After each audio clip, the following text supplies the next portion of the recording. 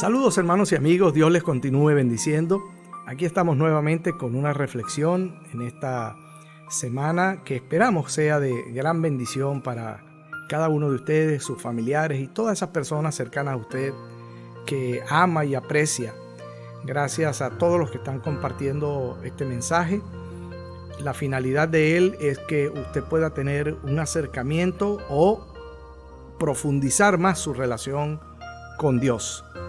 Esa es nuestra finalidad y sabemos que el Espíritu Santo está haciendo un trabajo hermoso en todos aquellos que están escuchando este mensaje. Hace unos días el Espíritu Santo me inquietó a escribir en mi blog Clarinada Venezolana, en el portal evangelicodigital.com, acerca del pecado de omisión, que hoy vamos a ocuparnos en esta reflexión semanal de tratarlo. Debido a la importancia de este tema que pasa muchas veces desapercibido, pero que espiritualmente la omisión es un pecado tan grave como cualquier otro. La omisión es uno de los pecados que socialmente más se acepta en el mundo. Es algo así como la mentirita blanca sostenida por los católicos. Si entendemos que omisión es una falta por haber dejado de hacer algo necesario o conveniente en la ejecución de una cosa, o por no haberla ejecutado, según el diccionario de la Real Academia.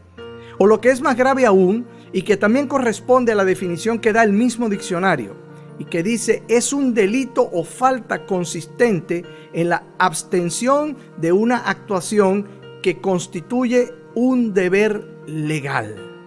Imagínese usted a dónde van las repercusiones. Ya aquí me está hablando el diccionario de un deber legal. Es bueno recalcar entonces que todo delito es un grave pecado ante los ojos de Dios porque viola las leyes terrenales, y cualquier violación a una ley terrenal con sentido moralista automáticamente nos va a convertir en violadores de la palabra de Dios, pues todo incumplimiento o desobediencia terrenal implica andar en ilegalidad espiritual ante el Señor. Por lo tanto, no existe tal cosa como una omisión blanca o una licencia para pecar un poquito. De eso me da cuenta la Biblia en la carta de Santiago, capítulo 4, verso 17, cuando expresa: el que sabe hacer lo bueno o lo correcto y no lo hace, comete pecado. Así de claro y tajante.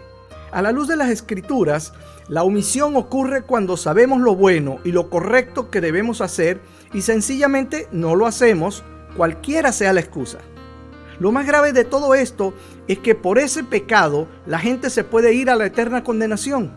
Y no solo por aquellos que han mal denominado religiosamente como pecados capitales. Por lo tanto, no hay una omisión blanca, como dicen que hay una mentirita blanca. Tanto la omisión como la mentira son pecados tan graves como cualquier otro. La omisión bien puede catalogarse como la indiferencia hacia la práctica del bien, lo cual es pecado también, porque la indiferencia es una de las manifestaciones más visibles de la omisión.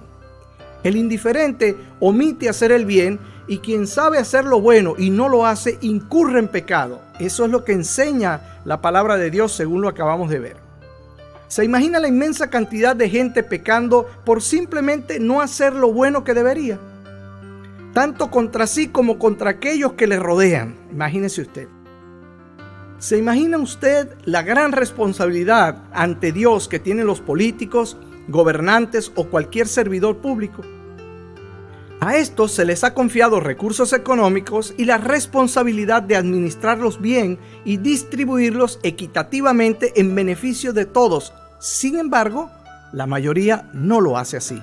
Por lo tanto, omiten hacer lo bueno. Por lo tanto, pecan.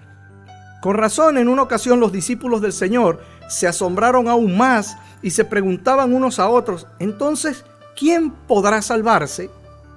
Jesús los miró fijamente y les dijo: esto es imposible para los hombres, pero no para Dios, porque para Dios todo es posible. Este pasaje lo encontramos en Marcos capítulo 10, verso 26 y 27, donde los discípulos acababan de escuchar de parte de Jesús que un hombre que había guardado los 10 mandamientos no quería vender todo y dárselo a los pobres, porque Jesús no quería tanto que él vendiera, sino que él se diera cuenta de la idolatría y que tenía el dinero en primer lugar en su vida antes que Dios. Cuando Jesús le dice, vende todo lo que tienes y ven y sígueme, dáselo a los pobres y ven y sígueme, entonces se produce una tristeza en él. Y ahí es donde los discípulos hacen esta pregunta: ¿quién podrá salvarse? Y Jesús le dice, nadie. Esto viene de parte de Dios. Entonces vemos que la omisión, como cualquier otro pecado, requiere ser perdonado y limpiado por la sangre que derramó nuestro Señor Jesucristo por amor a nosotros. Una cosa es que los hombres, a quienes no les importa ni Dios, ni el prójimo, ni nadie, vivan pecando por omisión, lo cual es una manifestación de orgullo y soberbia. Y otra muy diferente es que los creyentes en Jesucristo incurramos en omisión en aquellas cosas que sabemos que son buenas y debemos hacer, pero no las hacemos. Por cierto, ¿ha pedido usted perdón al Señor por sus pecados por omisión? Entonces es hora de hacerlo. Mucha gente no cree que esto es pecado, pero esto es pecado y por eso hay que pedir perdón también, señores. Tenemos que estar muy pendientes de nuestra conducta porque tenemos que vivir para agradar a Dios. Es la única manera de vivir felices y tener la seguridad eterna en Cristo Jesús. Una de las manifestaciones más grandes y graves de omisión por parte de los cristianos la vemos a diario en nuestro mundo, cuando pasan cosas aberrantes y muchos cristianos ni se inmutan por ellas, ni las denuncian, ni dicen nada. Más si son líderes cristianos. Digo líderes porque son en primera línea quienes deben hacerlo y enseñarles a los demás cristianos cómo deben comportarse ante la inmoralidad, la injusticia o cualquier otra violación de los principios y preceptos bíblicos. Quedé impactadísimo en estos días cuando un connotado líder cristiano norteamericano objetó que parcializaran políticamente a la iglesia en esa nación, cuando a todas luces sabemos qué es lo que se está jugando con estas elecciones presidenciales de Estados Unidos. No decirlo sería un pecado por omisión como tantos otros que se han cometido. La Biblia enseña que los hijos de Dios somos sal, luz y atalayas. ¿Para qué entonces? Sino para hacer la diferencia y levantar nuestra voz de autoridad en contra de todo aquello que el Señor abomina, para que actuemos en favor de todo el buen deseo de Dios para este atribulado y desesperanzado mundo que nos rodea. Ante el avance de la agenda del espíritu del anticristo en las postrimerías de la era de pecado de la humanidad, en las cuales estamos viviendo por cierto, es importante ser verdaderamente sal y luz de este mundo que está siendo arropado por las tinieblas. No podemos relegar nuestro papel de atalayas del Señor, sino que debemos levantar el estandarte del reino de los cielos que nos delegó Jesús antes de ascender al trono de gloria, para así decirle a los hombres que hay una salida a su tragedia y está en Cristo Jesús. ¿Por qué? Porque para Dios nada es imposible. Para Dios todo es posible, como lo decía Jesús en el pasaje de Marcos. No sigamos disfrazando nuestra indiferencia. No podemos seguir pecando por omisión. No callemos ante la injusticia y la inmoralidad del mundo. El Señor no nos lo aceptará jamás. Seamos lo que Él dijo que somos. Somos la solución para un mundo perdido. Pero, como dijo Jesús, si la sal pierde su sabor, no sirve ya para nada, sino para que la pisoteen los hombres. Entonces reconozcamos que la omisión es tan grave como el adulterio, la homosexualidad y el mismo asesinato. Es hora de cambiar. ¿Lo hará usted? Este cambio comienza con arrepentirnos de nuestros pecados, incluido el de omisión, pedirle perdón a Jesucristo. Y si usted no ha recibido a Jesús en su vida, entonces debe invitarle a morar en su corazón como su único Señor y Salvador. Si desea hacerlo hoy mismo, en este mismo instante, sería un honor para mí conducirle en una corta pero trascendental oración para que ésta cambie su vida y su destino eterno. Si así lo quiere, repita junto conmigo, por favor.